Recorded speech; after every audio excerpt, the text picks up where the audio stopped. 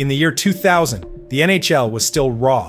The league was slow, physical, and stuck in its old ways. Clutch and grab ruled the ice, and scoring was harder than ever. Goalie pads were oversized, neutral zone traps killed speed, and overtime still ended in ties.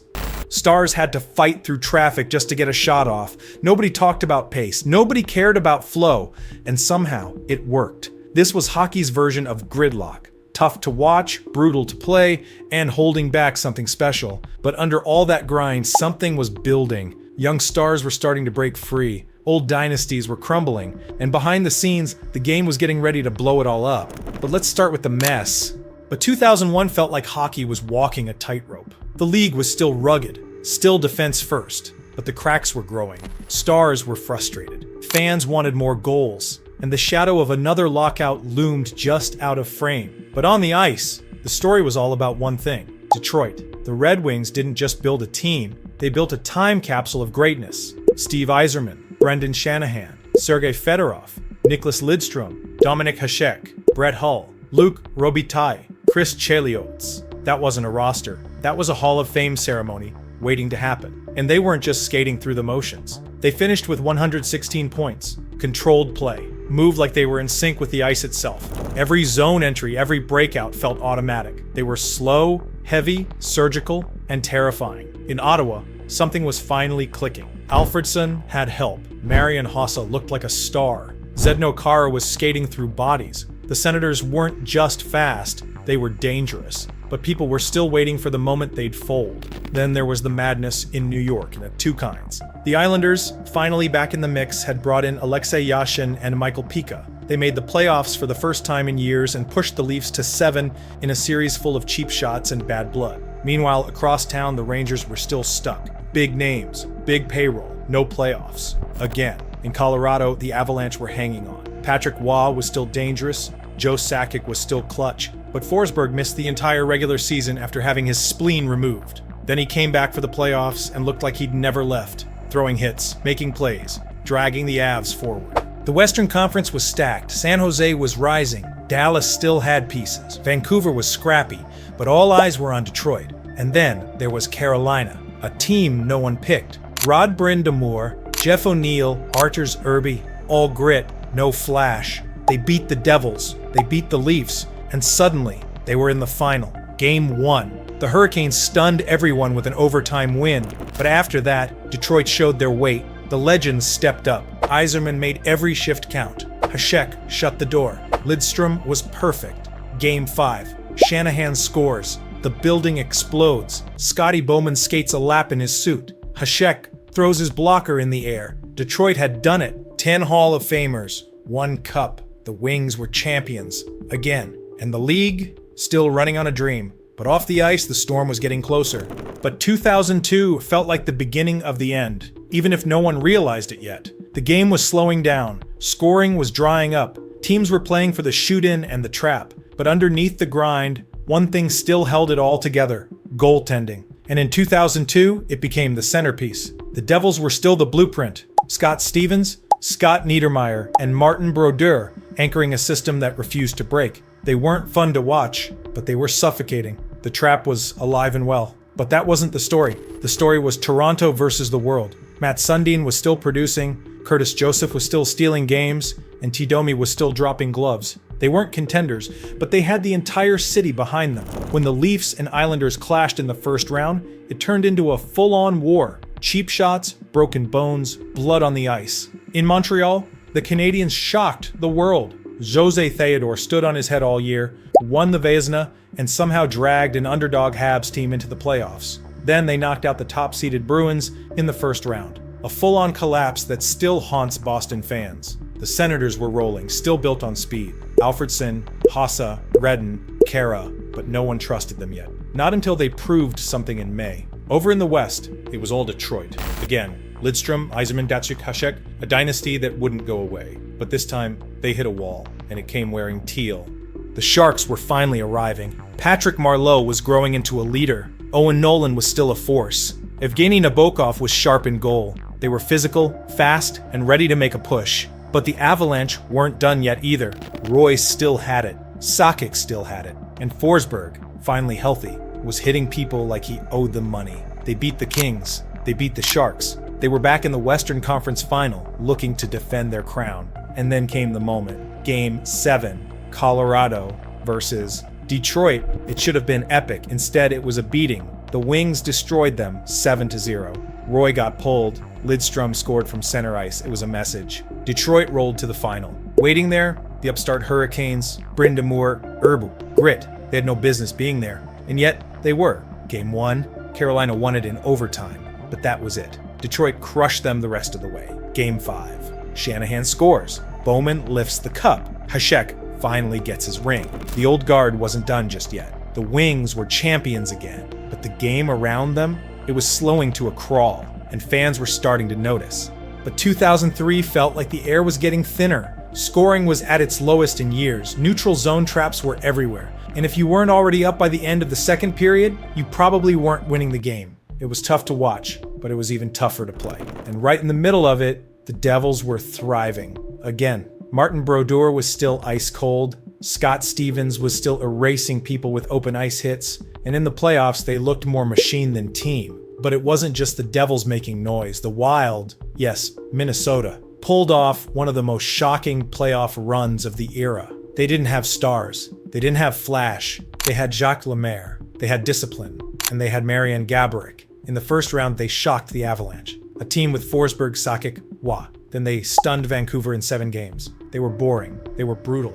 But they just kept winning. Meanwhile, the Senators finally looked like they'd broken through. They were fast, deep, and confident. Alfredson was everywhere. Chara was a nightmare. They finished with the best record in the league and knocked off the Flyers and Islanders in the playoffs. And then there was New Jersey, still there, still waiting. The Eastern Conference Final, Senators versus Devils, went 7 games. Game 7, tied late, and it was Jeff Friesen, yes, Jeff Friesen, who scored the winner. The West was chaotic. Detroit, gone in the first round. Dallas, same thing. Colorado, out early. The Ducks, led by Paul Kariya and the hottest goalie on the planet, were rolling. Jean-Sebastien wasn't just hot, he was absurd. Pad saves, kick saves, glove snatches, overtime wins. He dragged Anaheim through round after round, stealing games and silencing buildings. The final? Ducks versus Devils. Giguère versus Brodeur. East Coast Trap versus West Coast Miracles. It went 7. Game 6 was classic. Paul Kariya, after getting obliterated by Stevens, came back and scored a bomb. It felt like Anaheim's moment. But in Game 7, New Jersey slammed the door shut. Friesen again. Brodeur unbeatable. Devils win 3-0. It was their 3rd cup in 9 years. A dynasty built on silence. Giguère won the Conn Smythe, even in defeat. That's how good he was. That's how ridiculous his run had been. The Devils were kings again, but fans were restless. The game was slowing down. Ratings were dipping, and something had to give.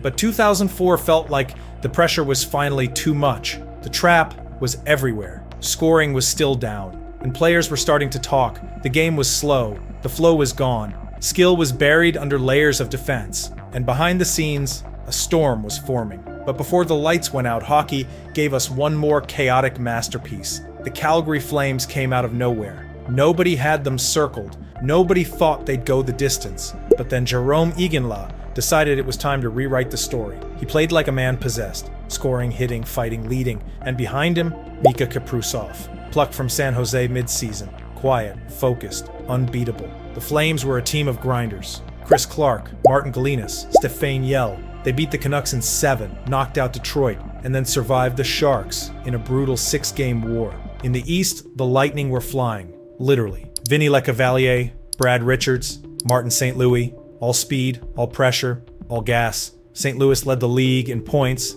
and won the Hart. Kababulin was sharp in net, and Tortorella, he coached like every game was a personal argument. The Maple Leafs and Senators tore each other apart in another playoff bloodbath. The Flyers, led by Keith Primo and a young Simon Gagne, played some of the toughest hockey the East had seen in years. They took the Lightning to 7. It ended with heartbreak. Again, the final was perfect. 2 teams no one expected. Calgary versus Tampa. North versus South. Fire versus speed. The series gave us everything. Double overtime thrillers, massive hits, scraps, controversy. Game 6 is still argued about. The Flames led the series 3-2. Late in the third, Martin Galinas might have scored the cup winner. The puck looked in. It was never reviewed. Play continued. The Lightning tied it. then won in double overtime. Game 7 in Tampa, Khabibulin stood tall. Ruslan Fedotenko scored twice. Brad Richards controlled every shift, and when the final horn sounded, the Lightning were Stanley Cup champions. It was joy, shock, disbelief. A Southern team with no history had just won it all. Iginla came inches from immortality. Then silence. The league shut down. Owners locked the doors. The players walked away. No season, no playoffs, no cup. Just a black screen and a broken league. 2004 was the end of something, and nobody knew what was coming next. But 2005 didn't happen. No games, no playoffs, no cup, just silence. The NHL became the first major North American league to lose an entire season to a labor dispute. Owners wanted a salary cap, players wanted freedom. And in the end, everyone lost. Fans were furious, buildings went dark, and legends, guys like Mario Lemieux, Steve Yzerman, Brett Hull, suddenly had their final chapters torn out. There were no goodbyes, no final games, no final goals, just a cold stop. But maybe that's what the league needed, because when the NHL finally came back, it was different. 2006 felt like a new beginning. The league hit reset. No more clutching, no more two-line offsides, no more tie games. The game was faster, cleaner, and finally, fun again. And at the center of it all were two names, Sidney Crosby and Alexander Ovechkin. Crosby entered with pressure no one could measure. He didn't just meet expectations, he shattered them. Smooth hands, elite vision, perfect feel. Asaz Pontos rookie Avi. But Ovi kicked the door in. His first NHL shift, a thunderous hit that shattered the glass. His rookie season, 52 goals. And not just tap-ins, bombs, breakaways, one-timers from impossible angles. He was fire and fury. The rivalry was born right then. In Ottawa, the Senators were flying. Heatley, Spezza, Alfredson, a top line that made teams dizzy. The Sabres turned into a wagon. Briere, Drury, Vanek, Pominville. Built on speed, built for chaos. And in net, Ryan Miller looked like he was born for May hockey. In Carolina, something strange was brewing. Rod Brind'Amour was leading by example. Eric Stahl was exploding. Justin Williams was everywhere. And in net, a rookie named Cam Ward started catching fire. The playoffs were chaos. The Oilers knocked out Detroit. Dwayne Rollison was stealing games. Chris Pronger was playing half the night. The final, Oilers versus Hurricanes. Game 1, Rollison goes down. Disaster. The Oilers throw everything they have at Carolina and nearly pull it off. Game 7, in Raleigh, tied into the third, then František Kaberle scores. Then Justin Williams ices it. The Hurricanes win their first Stanley Cup. Cam Ward becomes the first rookie goalie to win the Conn Smythe in over 20 years. Brind'Amour lifts the cup like it weighs nothing. And just like that, the new NHL had its first champion. 2007 was the year hockey got mean again. The league was faster, younger, more open. But Anaheim didn't care. The Ducks were a battering ram. Chris Pronger and Scott Niedermayer, opposite styles, same result. One crushed bones, the other glided past everyone. And behind them, Jean-Sebastien was back to his old tricks. Up front, Timo Selänne was chasing his first cup. Ryan Getzlaf and Corey Perry were still kids, but already monsters. In Buffalo, the Sabres were still flying. Best record in the league. Miller Sharp, Drury, and Briere clutch. The most dangerous offense in hockey. Crosby exploded, led the league in scoring, won the Hart. The Penguins made the playoffs and suddenly looked like a problem. Malkin had arrived. Fleury was maturing. Jordan Stahl was already playing like a vet. In San Jose, Joe Thornton was dishing passes to Jonathan Chichu, who scored 56 goals out of nowhere. Dallas was dangerous. Detroit was still there, still methodical, still clean. And Ottawa was done waiting. Alfredson, Spezza, Heatley. They rolled through the East, beat Pittsburgh, beat New Jersey, beat Buffalo. The final was a clash of styles. Ducks versus Senators. Anaheim hit harder, skated faster, controlled everything. Ottawa never stood a chance. Game 5. Travis Moen scores twice. The Honda Center explodes. Salan can't stop smiling. The Ducks lift their first Stanley Cup. It wasn't close. It wasn't even dramatic. It was just dominance. Anaheim were champions. And the league? It was changing fast. 2008 felt like the league cracked wide open. There were no guarantees, no dominant dynasties, just chaos. The Red Wings were still the class of the NHL. Surgical, efficient, elite. Lidstrom, Datsyuk, Zetterberg, Rafalski, Franson, They played the game like it was jazz, never out of tune, never out of time. The Sharks had the best record. Joe Thornton still dominating, Nabokov steady in net, but people didn't believe them yet. In the East, the Penguins were exploding. Malkin turned into a beast, leading the team in scoring while Crosby dealt with injuries. Ryan Malone was a wrecking ball. Marian Hossa came over at the deadline, and Marc-Andre Fleury was heating up at the right time. Meanwhile, Alex Ovechkin was going supernova. 65 goals. A rocket every night. The Hart, the Rocket Richard, the Pearson. He was must-watch.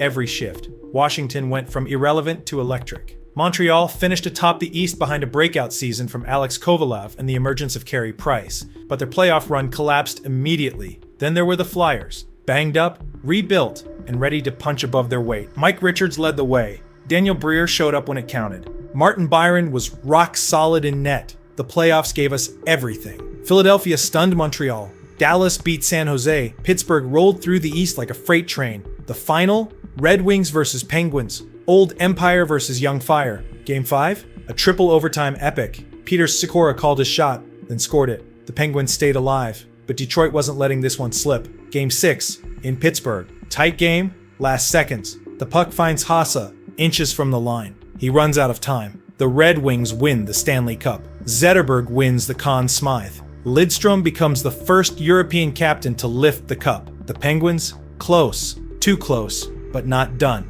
Not even close. 2009 was all about revenge. The Penguins weren't underdogs anymore. They were coming for what was theirs. The season started rough.